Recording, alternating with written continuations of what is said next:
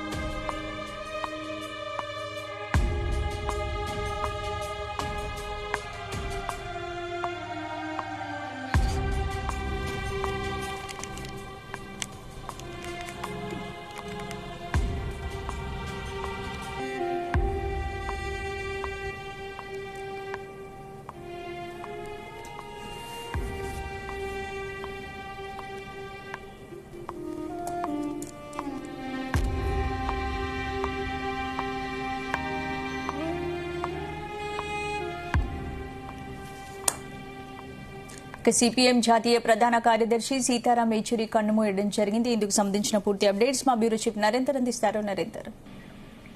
Right స్పందన. Communist పార్టీలో చాలా అగ్రగణ్యుడిగా చెప్పొచ్చు సీతారాం యేచూరి. కాసేపటి క్రితమే ఆయన కన్నుమూశారు. 72 ఏళ్ల యేచూరి 1952 ఆగస్టు 12న జన్మించారు. ఆయనే చాలా క్రియాశీల రాజకీయాల్లో చాలా కాలంగా ఉన్నారు. మనం చూస్తున్నాం ఆయన ఎస్ఎఫ్ఐ నుంచి ఆయన తన రాజకీయ అరంగేశం అక్కడి నుంచి విద్యార్థి నాయకుడిగా, దాని తర్వాత సిపిఎం లో అగ్రస్థాయి నాయకుడిగా ఎదిగినట్టు ప్రధాన కార్యదర్శి స్థాయికి ఆయన వెళ్ళినటువంటి సందర్భాన్ని మనం చూసాం. అయితే ఆయన కొంతకాలంగా అనారోగ్యానికి గురయ్యారు. 10 రోజుల నుంచి ఆయన శ్వాస సంబంధమైనటువంటి పల్మనరీ రిలేటెడ్ డిసీజ్ తో ఆయన బాధపడుతున్నారు. ఎయిమ్స్ లో చికిత్స పొందుతూ అత్యాధునికమైనటువంటి ట్రీట్మెంట్ పొందుతున్నప్పటికీ కూడా ఆయనకు అనారోగ్యం క్షీణించినటువంటి పరిస్థితి మనం చూసాం. ఆరోగ్యం కాసేపు క్రితం ఆయన మృతి చెందినట్టుగా కూడా ఎయిమ్స్ వైద్యులు చెప్పడం జరిగింది. ఏదైనప్పుడు కూడా ఆయన విద్యాభ్యాసం అంతా ఢిల్లీలో కొనసాగింది. ఆయన ఉమ్మడి అప్పుడు మద్రాసులో జన్మించినప్పటికీ ఆయన విద్యాభ్యాసం అంతా ఢిల్లీలో కొనసాగింది. దాని తర్వాత ఢిల్లీ ఎస్టేట్ స్కూల్లో పాఠశాల విద్య నిర్వహించాడు. సిబిఎస్ఈలో జాతీయ స్థాయిలో మొదటి ర్యాంకు సాధించాడు. అంటే స్టడీలో మంచి పర్ఫార్మెన్స్ చూపించినటువంటి వ్యక్తి. సెయింట్ స్టీఫెన్ కళాశాలలో బిఏ ఆనర్స్ ఆర్థిక శాఖతో పాటు అదేవిధంగా జవహర్లాల్ నెహ్రూ విశ్వవిద్యాలయం కూడా ఎంఏ ఆర్థిక శాస్త్రంలో పట్టా పొందారు. డిగ్రీ పీజీ రెండింటిలోనూ ప్రథమ శ్రేణిలో ఉత్తీర్ణమైనటువంటి సందర్భం చూసాం. దాని తర్వాత ఆయనే ఒక్కసారిగా ఆయన లైఫ్ టర్న్ తీసుకుంది. 1974లో SFI students federation of India ఎస్ఎఫ్ఐలో సభ్యుడిగా చేరి ఆ తర్వాత రాజకీయ ప్రస్థానం వైపు ఆయన మళ్ళీ భారత కమ్యూనిస్ట్ పార్టీ నుంచి ఆయన సభ్యుడిగా చేరారు. ఆయన అత్యవసర పరిస్థితుల్లో కూడా కొంతకాలం ఆయన అజ్ఞాతంలో వెళ్ళాడు. దాని తర్వాత ఆయన 78లో ఎస్ఎఫ్ఐ సంయుక్త కార్యదర్శిగా, ఆ తర్వాత అధ్యక్షునిగా కూడా స్థాయికి వెళ్ళాడు. ఆ తర్వాత అంచెలంచెలుగా ఎదిగి సిపిఎం ప్రధాన కార్యదర్శి దాకా అయ్యారు.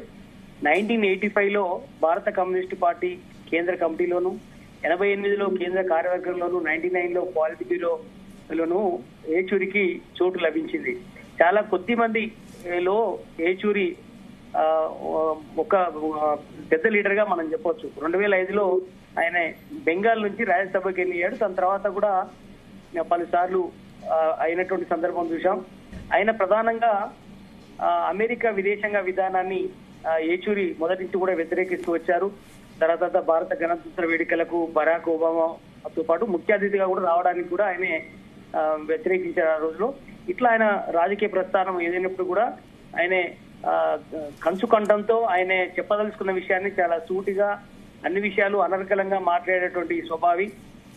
కనుక ఆయన ఎక్కడ శశభిషం లేకుండా ఉన్నట్టుగా మాట్లాడేటువంటి వ్యక్తిగా ఆయనకు ఒక పేరుంది. ఆయన భార్య, అదేవిధంగా కొడుకు, కూతురు ఉన్నారు. ఏదైనప్పటికీ కూడా ఆయనే అన్ని రంగాల్లో కూడా ప్రావీణ్యం ఉన్నటువంటి సందర్భం. చదువులోను, రాజకీయాల్లోనూ, విద్యార్థి నాయకుడిగాను, ఆయనే కొంతకాలం జర్నలిస్ట్ గాను, ఇట్లా అన్ని రంగాల్లో ఆయనకు అనుభవం ఉన్నటువంటి వ్యక్తిగా ఆయనకు పేరుంది. మోహన్ కందా మేనల్లుడుగా కూడా ఉంటారు. మనకు మొదటి సిఎస్ గా పనిచేశారు. ఏదైనప్పటికీ కూడా ఆయన డాక్టరేట్ పలు సంస్థల నుంచి పిహెచ్డిలో డాక్టరేట్ తీసుకోవడం, సీతారాం యేచూరి భార్య వీణా మజుందార్ కానీ వాళ్ళ కొడుకు కూతురు కూడా మంచి విద్యాభ్యాసంలో ఉన్నారు. ఏదైనా కూడా ఆయన లేని లోటుని సిపిఎం పార్టీ జీర్ణించుకోలేని పరిస్థితి. ఆయన మృతి వార్త తెలిసి తెలుగు రాష్ట్రాలకు సంబంధించినటువంటి లెఫ్ట్ పార్టీలకు సంబంధించినటువంటి సిపిఐ కానీ సిపిఎం సంబంధించినటువంటి లీడర్లందరూ శోక సముద్రంలో ఉన్నారు. అటు విద్యా రంగంలో కానీ మిగతా అన్ని రంగాల్లో కూడా ఆయన ప్రావీణ్యత ఉంది కనుక ఆయన లేని లోటుని అటు ముఖ్యంగా అటు రాజ్యసభలోనూ పనిచేశారు, అటు చాలా మంది ప్రధానులని ఆయన దగ్గరుండి చూసినటువంటి వ్యక్తి.